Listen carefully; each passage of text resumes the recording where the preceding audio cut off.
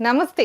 Kiran TV భక్తి ప్రేక్షకులకి స్వాగతం. ప్రస్తుతం మనతో పాటు ఉన్నారు తంత్ర జ్యోతిష్కులు డాక్టర్ భార్గవ దేవన గారు. నమస్కారం సార్.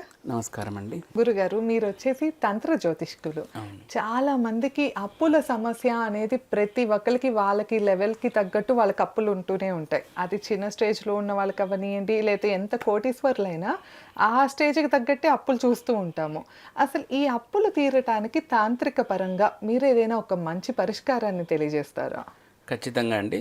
అప్పులు తీరడానికి మనకు రుణ విమోచక బగలా తంత్రము అనేది ఒకటి ఉందండి. ఓకే. రుణ విమోచక బగలా తంత్రము. ఎవరి బగల అంటే కుజగ్రహానికి ఆధిపత్య దేవత. ఒక వ్యక్తి జీవితంలో అప్పులు అవుతున్నాయంటే కుజగ్రహం ట్రబుల్ ఉందని అర్థం. రెండవది శుక్రుడన సరిగ్గా ఉండకపోవడం. శుక్రుడు నీచస్థానంలో ఉండి భయంకరమైన పాపగ్రహాల దృష్టిల చేత చూడబడినా కూడా అప్పులైపోతాయి. కుజుడు అనుకూలంగా లేకోకున్నా కూడా అప్పులైపోతాయి.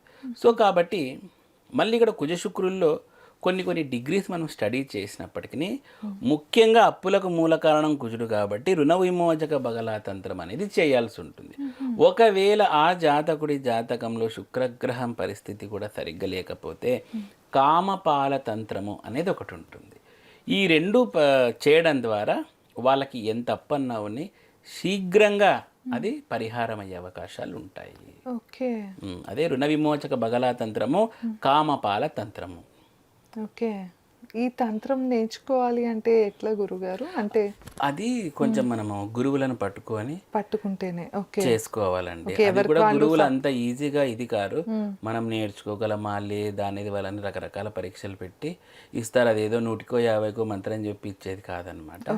చాలా పరీక్షలు పెట్టి అవన్నీ సాధించిన తర్వాతనే అప్పుడు ఈ విద్యలు అనేవి నేర్పిస్తారు. అంటే మీరు ఇస్తారా ఎవరికైనా? ఇప్పుడు నిజంగా చాలా ప్రాబ్లంలో ఉన్నారు అనుకోండి, అప్పుల బాధ. దీనికి ఏం వాళ్ళకి ఉపాసన అవసరం లేదండి.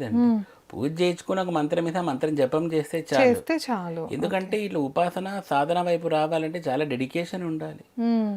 ఆ డెడికేషన్ ఎవరికి ఉంటుందండి? ఎవరికైనా ఇచ్చామనుకో అతను జాబ్ చేసుకోవాలి, నాకు టైం లేదంటారు. ఒకసారి దేవతను మీకు ఉపదేశం చేసిన తర్వాత ఆ దేవత వెనకలుండే ఆ యోగిని గణాలు ఫాలో అవుతూ ఉంటాయి మిమ్మల్ని. మీరు ప్రాపర్గా ఇది చేస్తున్నారా లేదని చేయకుండా రివర్స్ కొడతాయి. అదంతా చాలా ఇదండి. ఏదో మనము సాత్విక దేవతలలాగా చేసి వదిలిపెడదాము అంటే కాదు. వీళ్ళు అనునిత్యం జీపీఎస్ పెట్టింటారు మనకు. మనం చేసే ప్రతిదీ వాళ్ళు క్యామ్లో చూస్తూ ఉంటారు. ఆ యోగిని దేవత కంటే ముందు యోగిని శక్తులు వస్తాయి మీ దగ్గరకు. మీరు బగలా అన్నారనుకోండి, బగలా కంటే ముందే వాళ్ళ అసిస్టెంట్లు యోగిని గణాలు 64 మంది ఉంటారు. వాళ్ళ అంశాలని మీకు పంచభూతాల్లో పంపించేస్తారు. మీరు ఏం చేస్తున్నా డేటా అంతా ఉంటుంది అక్కడ. సో ఇది కాకోకుండా మళ్ళీ భూత్ ప్రేత్ గణాలన్నీ వస్తాయి మీ దగ్గరికి. మీరు ఇచ్చే బలులన్నీ వాళ్ళకే. సో ఇది అవన్నీ కూడా మనం తట్టుకుని నిలబడితే ఎందుకంటే ఏదో సాధన అంటానే ఊరికే మంత్రం తీసుకొని డబ్బులు తీసుకొని ఇచ్చేది కాదండి. భయంకరమైన పాడుకలన్నీ వస్తాయి. మీరు సాధకుడు చచ్చిపోయినట్టు, వాళ్ళ ఇంటి వాళ్ళు చచ్చిపోయినట్టు, యాక్సిడెంట్ అయినట్టు, ఇవన్నీ తట్టుకొని నిలబడిగిన ఎందుకు అట్లా వస్తాయంటే యోగిని గణాలు చెక్ చేస్తాయి మిమ్మల్ని. సాధన తీసుకున్నాడు కదా, మరి ఇవన్నీ ఇచ్చినా ఆ దేవతను ఆరాధిస్తాడా లేదంటే అమ్మో ఈమెను ముట్టుకున్నాం అంతా ఏంది నాకు ఇట్లా అవుతుంది రివర్స్లో అనుకొని వదిలేస్తాడా? అంటే ఈ పరీక్షలన్నీ మనం తట్టుకుని నిలబడితేనే మీకు ముందర మంచి ఇది ఉంటుందండి.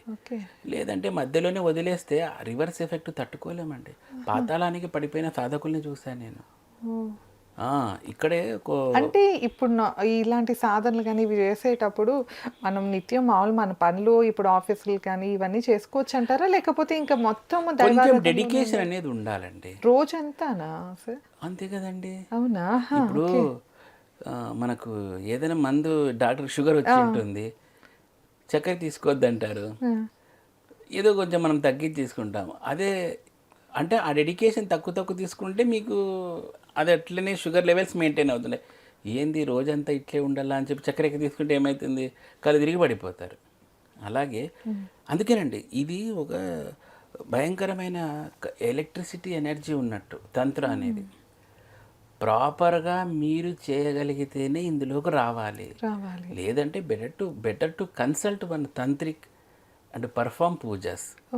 అంతే. ఆయన పూజ చేస్తాడు, మీకు మంత్రం ఇస్తాడు, ఆ మంత్రం జప్ చేసుకోండి. అంతవరకు చేసుకోవచ్చు అంతే. అంట. అప్పుడైతే కనుక ఫ్యామిలీ ఇవన్నీ పర్లేదు. ఏమీ కాదు. ఓకే. మీరు ఎవరన్నా దీన్ని ఆచరించాలి అంటే మనం తాంత్రికులుగా మారాలి అంటే ఈ కొంచెం ఉపాసనలన్నీ డెడికేషన్ అప్పుడు వేరు. చేసుకో. ఎందుకంటే కొన్ని కోట్ల జపం అనేది ఇస్తారు. అవును. ఓకే. సింపుల్ జపాలకి 1,27,000 ఇస్తారు మండలంలో చేయమని చెప్పి. కొన్ని 8 కోట్లు చేయాలి. ఇంత టైం ఎక్కడుంటుంది ఒక ఉద్యోగికి? కాబట్టి అందుకనే తాంత్రికని కన్సల్ట్ అవ్వండి, పూజలు చేయించుకోండి, జపం ఇస్తాడు, ఆ జపం చేసుకోండి. మీరు నిరంతరం పూజలు చేయాలంటే బలులు లేనిది వాళ్ళు ఒప్పుకోరు. హౌస్లో ఉన్నప్పుడు అవన్నీ కాదు. అవును. అలా. ఓకే. అంటే సో తాంత్రికంగా మనం చేసుకోవాలి అంటే వేరు. అలా కాకుండా ఇప్పుడు ఏదైనా ఒక సమస్య కోసం అయితే కనుక మిమ్మల్ని సంప్రదిస్తే పూజ మీరు చేయొచ్చు. మంత్రం ఎలా చేయాలో చెప్తారు మొత్తం. ఓకే. సో విన్నారు కదండి, మన అప్పులు తీరాలి అంటే ఇంకా ఎలాంటి ప్రాబ్లమ్స్ ఉన్నా కూడా మీకు కింద గురుగారు నెంబర్ ఇస్తున్నాము, తప్పకుండా కాంటాక్ట్ అవ్వచ్చు. ధన్యవాదాలు. నమస్కారం.